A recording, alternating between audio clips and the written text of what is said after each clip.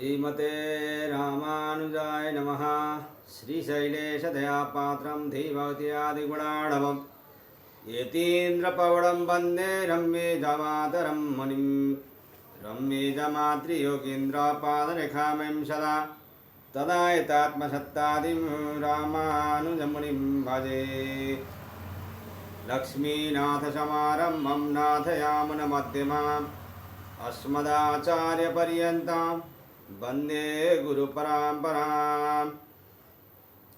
श्रीमच्छठारियतिराजकृपावलम्बं सौम्योपयन्त्रि गगनाद्रिमुनीन्द्रभक्तं वेदान्तयुग्मविशदीकरणप्रवीणं रामानुजं यतिवरं गुरुमाश्रयामः। श्रीमद्काश्यपवंशमध्यगगने श्रीचन्द्रवद्भाषितं श्रीमद्वेङ्कटनाथसेवनरतं भानाचलोपासकं श्रीमधुसूदनार्यकृपया सम्प्राप्य मन्त्रादिकं वन्देऽहं बुधवर्यमाधवगुरोः पादारविन्दं सदा। जय श्रीमन्नारायण। 108 उपनिषद मध्ये आज हम लोग मैत्रायणीयोपनिषद के विषय में सत्संग करने जा रहे हैं। सामवेद से संबद्ध इस उपनिषद के स्वरूप आकार में अनेक प्रकार की विसंगतियां देखने में आती है। यथा सन 1948 के निर्णय सागरीय संस्करण में तथा 1970 वाले मोतीलाल बनारसी दास द्वारा प्रकाशित संस्करण में इस उपनिषद के 7 प्रपाठक दिए हैं। सन 1938 की सर्वहितैषी कंपनी रामघाट काशी के संस्करण में इस उपनिषद के 4 प्रपाठक दिए हैं। अड्यार लाइब्रेरी मद्रास के संग्रह में भी इस उपनिषद के 4 ही प्रपाठक दिए गए हैं। ब्रह्मयोगी के विवरण टीका वाले उपनिषद संग्रह में भी इस उपनिषद के 4 प्रपाठक ही दिए गए हैं। श्री राम शर्मा आचार्य के उपनिषदों के संग्रह में इस उपनिषद के 5 प्रपाठक दिए गए हैं। यहाँ 4 प्रपाठक के देने वालों का बहुमत देखकर 4 प्रपाठक वाली उपनिषद ही ली गई है। इसमें बृहद्रथ राजा को शाकायन्य मुनि उपदेश देते हुए कहते हैं कि पहले इस विषय में भगवान मैत्रेय को वह ज्ञान में जो था वही सुनाता हूँ। फिर उन्होंने प्राणों के भेद बताए, आत्मा और भूतात्मा का भेद बताया, जीवन रथ का सुंदर रूपक भी कहा। जीवन रथ में ज्ञानेंद्रियों की लगाम कर्मेंद्रियों के घोड़ों को लगाई है।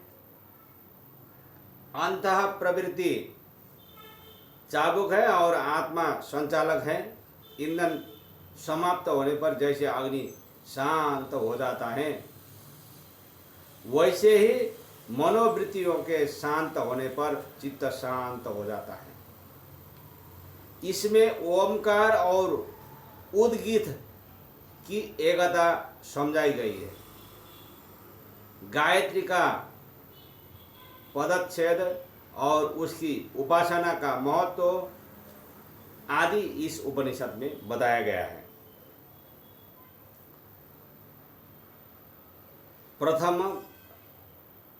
प्रथमः प्रपाठकः बृहद्रथो वै नाम राजा राज्ये ज्येष्ठं पुत्रं निदापयित्वेदमा शाश्वतं मन्यमानः शरीरं वैराग्यमुपेतोरन्यं निर्जगाम स तत्र परमं तप आस्थायादित्या मिक्षमाण ऊर्ध्वबाहुस्तिष्ठन्त्यन्ते सहस्रस्य मुनिरन्तिकमाज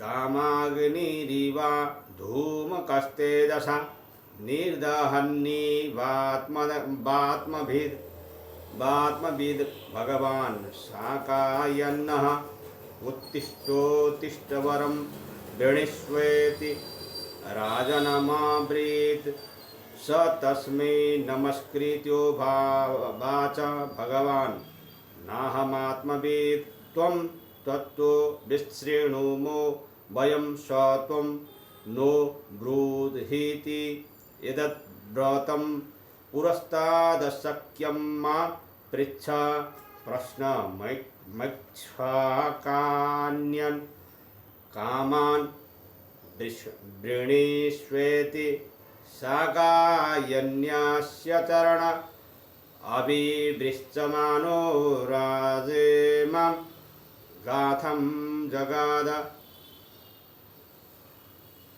बृहद्रथ नाम के किसी एक राजा को यह शरीर अनित्य है ऐसा विचार आने से वैराग्य उत्पन्न हो गया।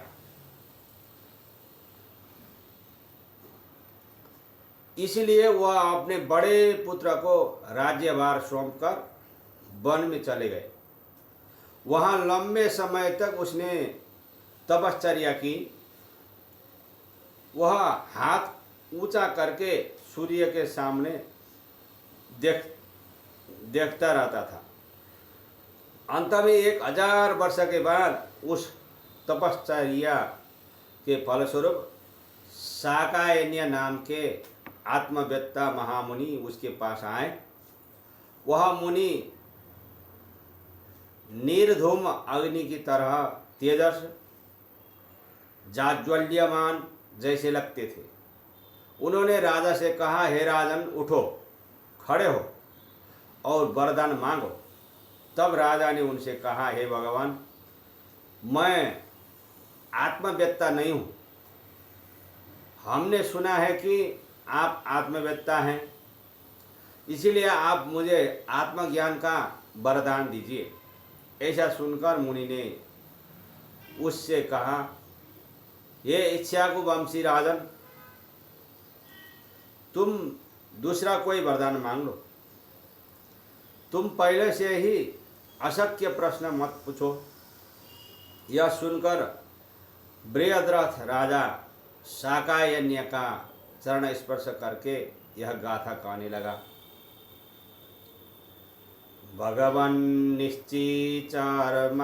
चर्मस्नायु मज्जा मांस शुक्राणु णिताश्लेष्माश्रुदूषिते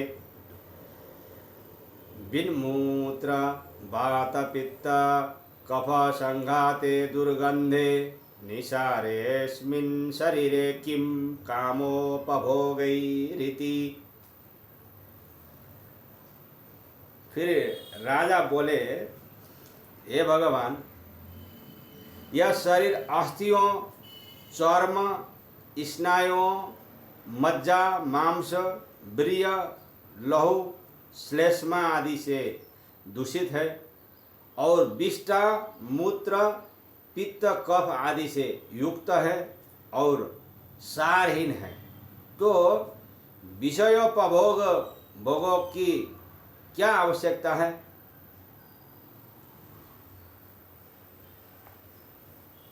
काम, क्रोध, लोभ, मोह, भय, विषादेश्रेष्ठ वियोगा, निष्ठ संयोग, क्षुत्, पिपासा, जरा, मृत्यु, रोग, शोकाद्यैरभिहातेऽस्मिन् शरीरे किं कामोपभोगैः। यह शरीर काम, क्रोध, लोभ, भय, खेद, ईर्ष्या, इष्ट वियोग, अनिष्ट संयोग, भूख प्यास, वृद्धावस्था, मृत्यु, शोक आदि से पीड़ित है, ऐसे शरीर में विषय भोगों की क्या आवश्यकता है।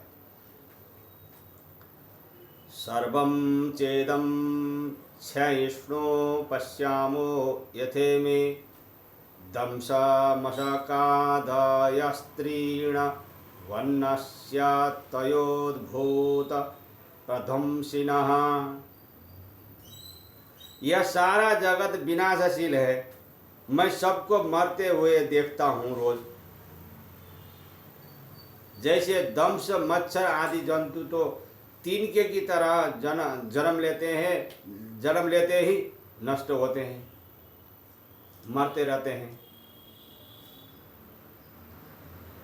अथा किमे तैर्वा परिण्ये महाधनुर्धराश्चक्रवर्तिनः केचित्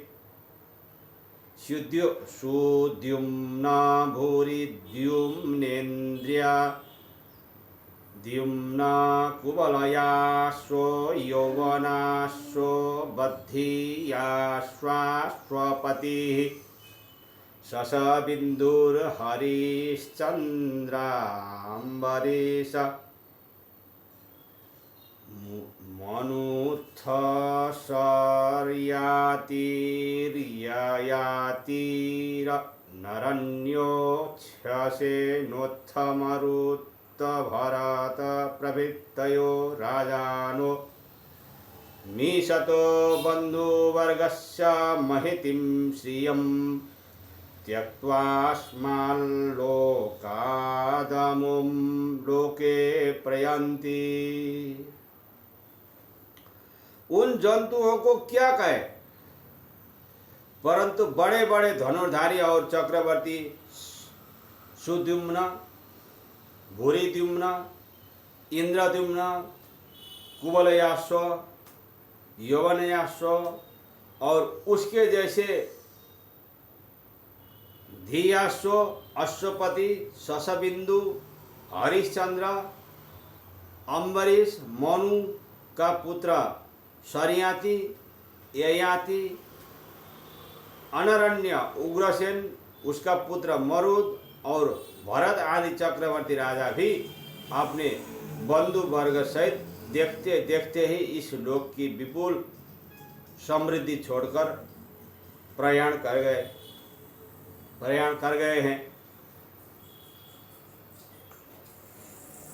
अथ किपेतैर्वा परिण्ये गन्धर्वासुरयक्षराक्षस भूतगणपिशाचोरगग्रहादीनां निरोधनं पश्यामः।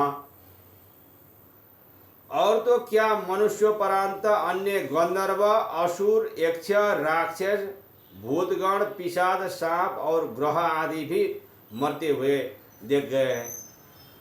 सभी मरते हैं। अथ किमे तैर्वान्यानं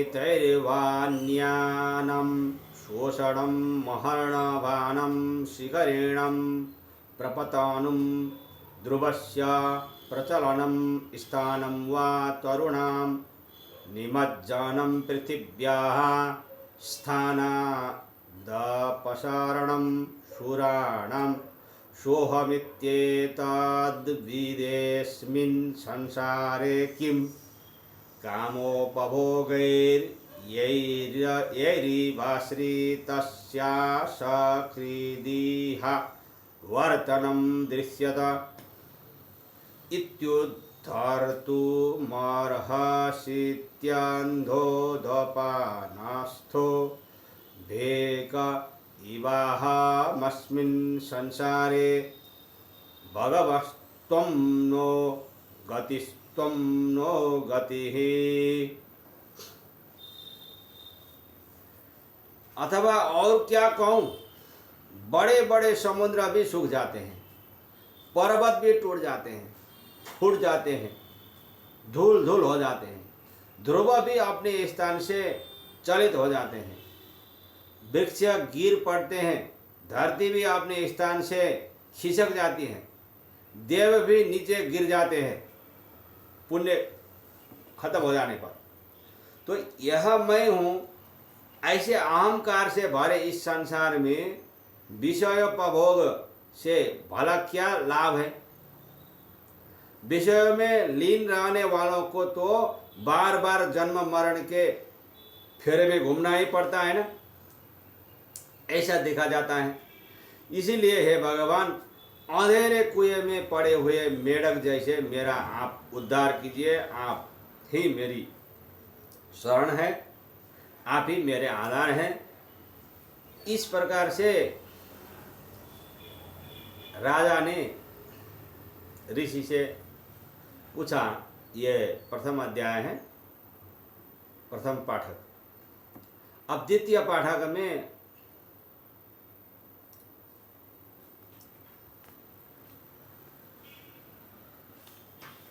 पाठक में हम लोग अब 5-10 मिनट के बाद में शुरू करेंगे। जय श्रीमन नारायण। अस्मद् गुरु जय जय, परम गुरु जय जय, श्री सर्व गुरु रामानुज जय जय, रामानुज जय जय, यतिपति जय जय, श्री धरणीधर फणिपति जय जय। जय श्रीमन नारायण।